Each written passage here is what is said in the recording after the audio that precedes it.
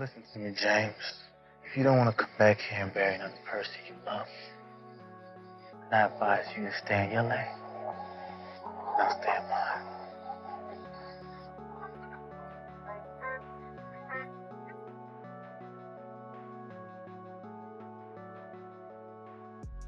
One of the coldest scenes that is up there as one of my favourites of Power was when Dre delivered the Jimenez calling cards to Tommy, Ghost and Kanan. It was his way of saying he's now not only the biggest drug dealer in New York, he was basically saying he no longer fears those who once ran New York's drug trade. He sent a warning. He couldn't be touched because of who he had in his corner. You mess with Dre, you're messing with the Jimenez cartel. And I do wonder what the world of Power Book 2 Ghost would have looked like had Dre stayed alive at the back end of Power.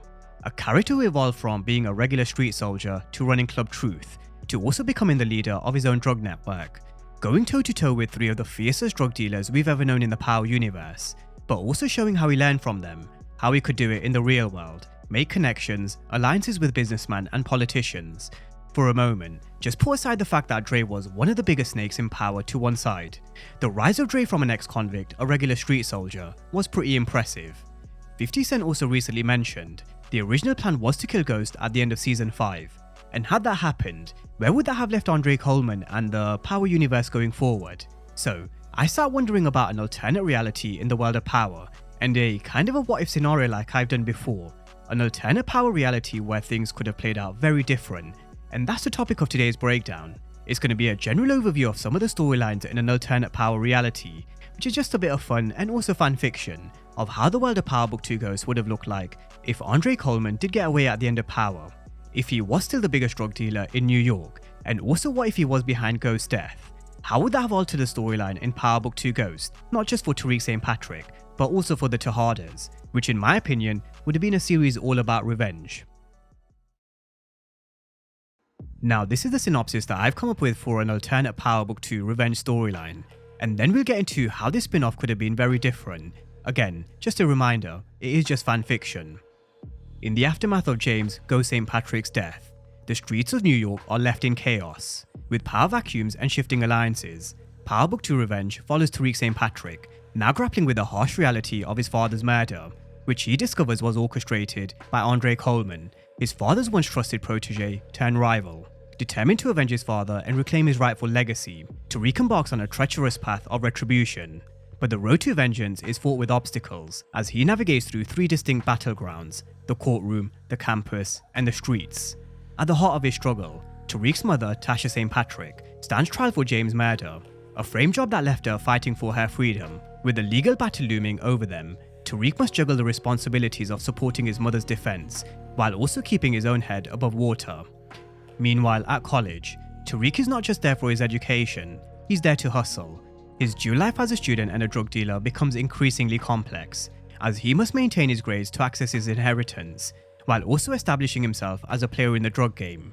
In the streets, the stakes are higher than ever. Andre Coleman has risen to become the most formidable drug dealer in New York. Tariq sets out to dismantle Coleman's empire piece by piece, but every step towards revenge brings new dangers, as Tariq must navigate through betrayal, form strategic alliances, and outsmart not only Coleman, but also the other players looking to claim their slice of the underworld pie. Now, after watching Season 4 of Ghost, I think a lot of us were saying something very similar. There were way too many storylines to wrap up, there were way too many chess pieces, way too many character arcs, and generally way too many things happening in a single episode. And when I look at shows such as Kin, the way they've done Raising Kanan, I do think Power Book 2 Ghost would have benefited from more of a condensed cast, so they could really home in and give more time to Tariq and also the main players. During 2 seasons of Kin, I felt as if there was more character development and backstories for characters such as Michael, compared to, for example, what we got with Effie in 5 seasons.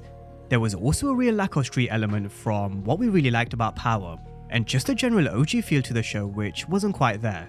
I did think the classroom scenes were great to begin with, to kind of set the theme of the episode, but I don't think they were kind of necessarily needed later on. And having an OG character like Dre around definitely would have given us that street element.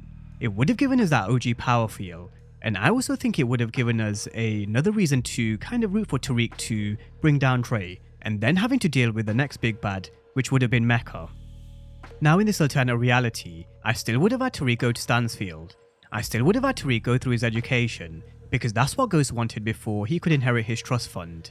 It also serves the purpose of him having to deal with all the issues of studying, Tasha's court case, meeting Davis McLean, and also meeting the Tejadas through Zeke.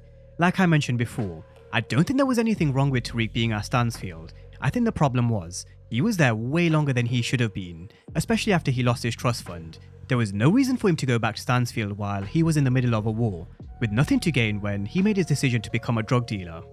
In this alternate power, I would have had Tariq at Stansfield for maybe 2 seasons max, because at the beginning, there would have been a big gulf between Dre and Tariq. Dre would have been the head of the largest drug network in New York, working for the cartel, or maybe even Mecca. Again, I'm going to come back around to that in just a moment. Dre would have been up there and Tariq would have been down here, starting from the bottom, and also dealing with his own shit, but still kind of with a long-term vision of bringing down Dre. But we'd have him start at the bottom and have him close the gap between him and Dre as each season passes by. You'd have Tariq going through a steep learning curve, go to school, you'd have Tariq meet the Tejadas and run his hustle. You'd have Tariq still dealing with the Tasha St. Patrick case, which leads him to meeting Davis McLean. You'd have him making all these connections with people in law and the political world, but also still having to face other battles such as with law enforcement and also Kane Tejada. Again, I'll come back around to that in just a moment. But when Tariq goes to jail, that's where I'd implement the biggest change in this particular storyline. Now, when Tariq went to jail in season 2 of Ghost, I think this is something we can all agree was a huge missed opportunity. In this alternate power, you could still have Tariq go to jail for a brief period, and because of the condensed storylines and characters, you can have him there for a longer period. I'm talking half a season where he really rots in prison. And because you've got the Tejadas on the outside, Braden, Dre, and the street operations, you can afford to keep Tariq in prison where he really is up against it. I personally wasn't the biggest fan of him using his connections in half an episode and then being released. I just didn't think it was realistic. Some of you may remember throughout breaking down the episodes of Ghost, I sometimes used to mention this show is very fast paced, and I kind of do wish sometimes they did take their times with things like this. In this alternate power, I would have really had him rot in prison to the point where maybe he does have a mental breakdown, maybe he has flashbacks, and maybe he does contemplate all of his choices and actions. Maybe he breaks down to the point where he wants to give up just like Ghost kind of did back in Power, after he's brutally beaten up by other inmates to the point where he's eating food from a straw. Maybe that's when Kanan's hallucination could have come in. Maybe that's when Kanan could have come in and told Tariq, it's time to man up and make the man's move. You now need to stand up for yourself and you need to learn how to fight. Kind of how Leon did with Franklin Sane in Snowfall. I do think that's one thing I would address in an alternate power, giving Tariq a brutal lesson where he has no choice but to learn how to fight back.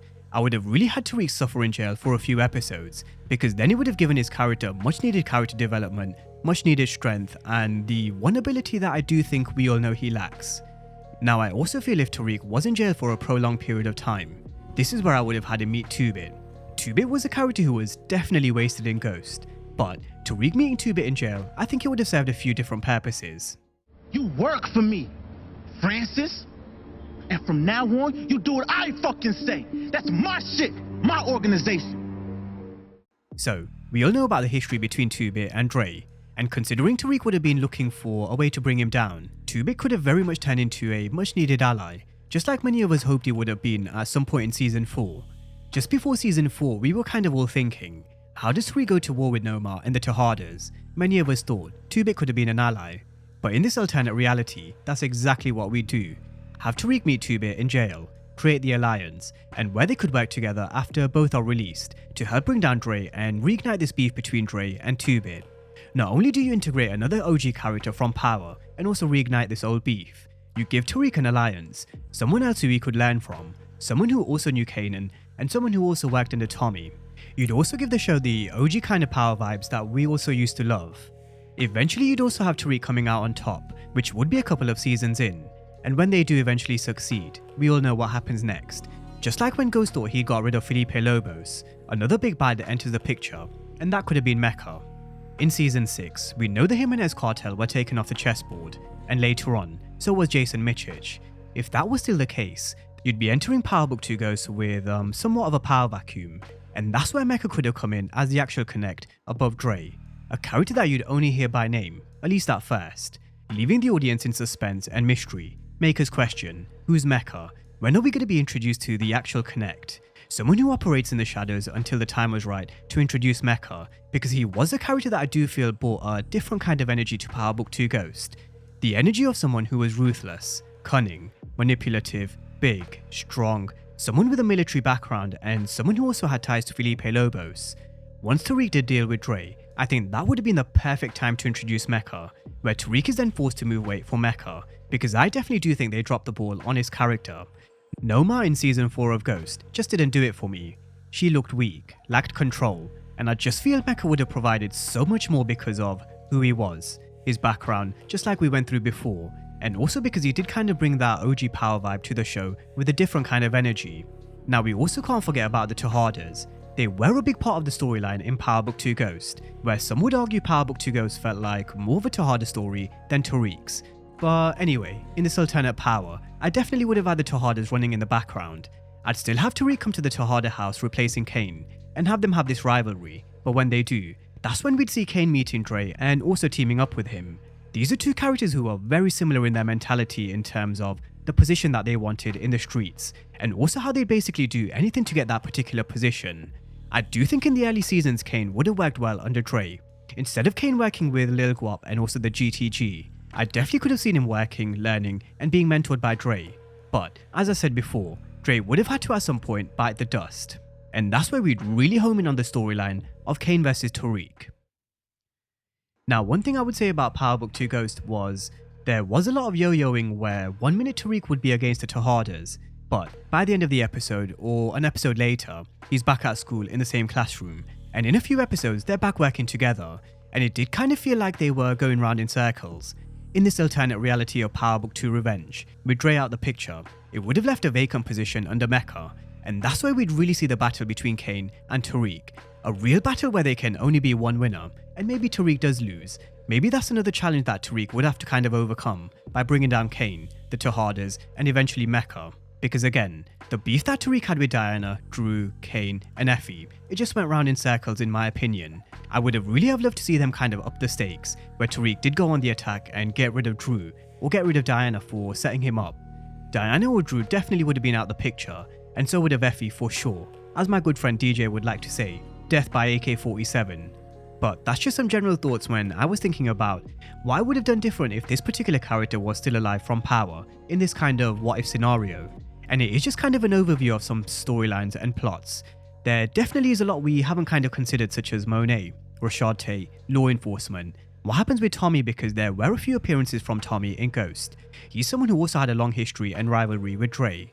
So there is a lot more we can kind of discuss in a bit more detail. And who knows, if you guys do want me to carry on this what if kind of series, we can look at some other plots and character arcs. Definitely let me know down below in the comment section of what you think. But as always, thank you guys for watching, and I'll see you next time.